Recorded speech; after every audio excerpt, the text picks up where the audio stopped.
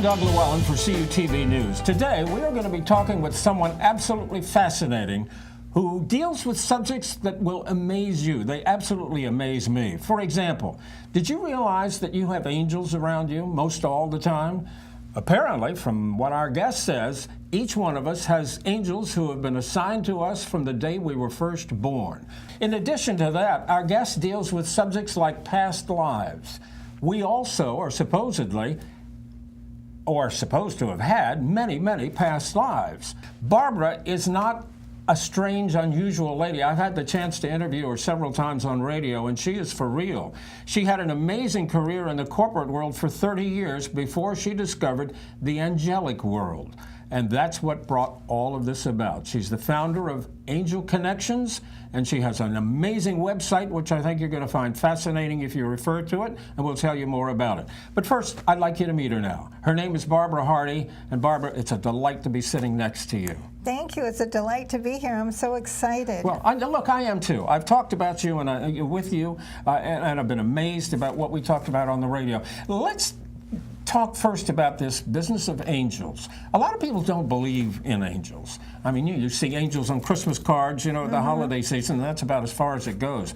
Tell me how you discovered this angelic world you're talking about.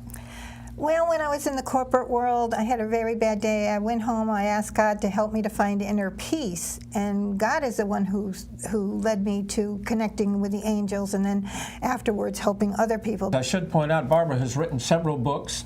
We have them here. I'll show you. They're pretty fascinating books. She conducts workshops where she talks with people and explains all of this. You do readings for people. You'll take cruise ships and do readings on cruise ships and things of that nature.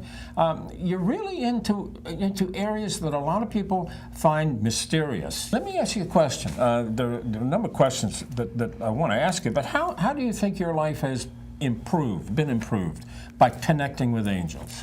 Oh, so much better, because now that I've connected with them, if I get stressed out about something, it's only momentary. I don't carry it on for years. Like when I was a teenager, I used to write movies in my mind, you know, getting even with people who did me wrong. Right. And, you know, when I think of all the time that I wasted, but now all I have to do is when something's going on that I don't understand, I just take a quiet minute and go somewhere, sit and find a quiet space, and I meditate and I ask my angels or my higher self, because now I'm able to connect with my higher self. In the beginning, I wasn't. So the higher self has all of our answers to anything that's going on in our life, anything that's ever happened since our soul was first conceived. The higher self knows everything about us. So why do bad things happen to good people if we all have angels? Okay, that's good, because the angels are to protect us from, you know, the really bad things, life and death situations. They can just step in and help us. But other than that, we need to ask. But we make a life plan of life lessons we're going to experience, or maybe balancing out karma from something we did in a past lifetime. So say we killed somebody in a last life, and we decided this time we're going to let somebody kill us. JFK, the president, that was in his life plan, to be assassinated for him, because he had reached the ascended master vibration, and it was time for him to return home. So he wanted a quick and easy exit out of the physical body, and what quicker and easy way is there than an assassination? Do you think he was aware of that? Probably not. No, it was in his life plan, but also he was a reincarnation of Abraham Lincoln, and Abraham Lincoln took that same path out. You know, there's so many different areas I could talk to you about. You're referring to past lives, the angel world. I should point out here, you have a fabulous book. Your first book. This was the first one, right? Yes. Creating Heaven on Earth. This is it. Barbara has written 3 books. Her books are all available on Amazon, and they're fabulous, and they're really gripping to read, because they're talking about things like what we're talking about right now. What do you do in workshops that you conduct? Well, and who are they for? Well, for anybody. I usually put an ad out, and you know, the Ascension one is popular. The one I've done recently that people like the best is Path of the Soul. So it talks about what we do when we're on the other side in spirit form, how we're planning our human life, what lessons we're going to learn, who's going to be our parents, who's going to be our angels. You know, we make all of that in our contract. They call it a blueprint. They call it a contract. They have a lot of different names for it. But we decide what we're going to experience in this lifetime. What kind of reaction do you get from people who come to these workshops? And what are they coming for? What are they hoping to learn? What do you think? Because I've been doing it for so long, they've learned to trust me and that, I've got good information because where it's coming from. Most people say, oh, you're authentic. But I think when they come, they want to know what I know, and I'm willing to share it. There are those who communicate with people on the other side. Do you do that? Well, I can deal with that, but my guides have told me my purpose is to help people to know what their soul purpose is, to know if they've got problems in their life, what they put in their life plan, and how they can resolve those issues. To connect with people's deceased loved ones, that's somebody else's responsibility. It's not that I can't do it, it's just I'm supposed to be doing something else. So when you do a reading for somebody, I mean, you are psychic to a degree, would you say? I mean, yeah. You have to be, I would think, sure. To be. I've opened my awareness to connecting with spirit, yeah. What do people... I was going to say, what do they want to hear, or what don't they want to hear when you do a reading for someone? Well, usually if they have either a career issue, a relationship issue, or something like, I had a girl call me, and she had gone to a doctor. She had a problem in her female area, and the doctor kept saying, it's nothing, it's nothing, it's nothing. And she called me, and I said, I'm not a doctor. See, we're not able to give advice, right. Medical advice or financial advice. Right. And I said, I'm not a doctor. You know that. I can't answer that. She says, but can you give me any guidance? So she said, what did the angels say? So they told her that it wasn't life-threatening, but she really needed to get another opinion because there was an issue there that she needed to correct. So that's not a diagnosis, but just go get a second opinion. And she called me after she had the second one, and she had a tumor, and it wasn't malignant, but it had to be removed, and once it was removed, she didn't have the pain anymore.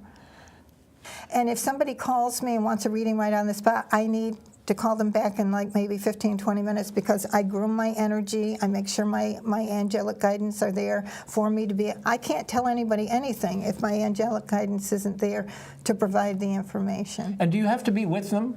Or do you do this on the telephone as well? 99% is over the phone. No kidding. Well, that must be pretty fascinating for you to do that. I think, does it surprise you what you hear sometimes? Yes. And what you learn to tell them? Yes. You're remarkable. I want to point out, you've written 3 books now. Creating Heaven on Earth is one. The Darkness. This is I know this is the 3rd book you wrote. Yes. There's one in between. But you've communicated and had communicated. This is where you talk about the communication from John F. Kennedy. Yeah. And notable others that we would all know. Mention some of the names.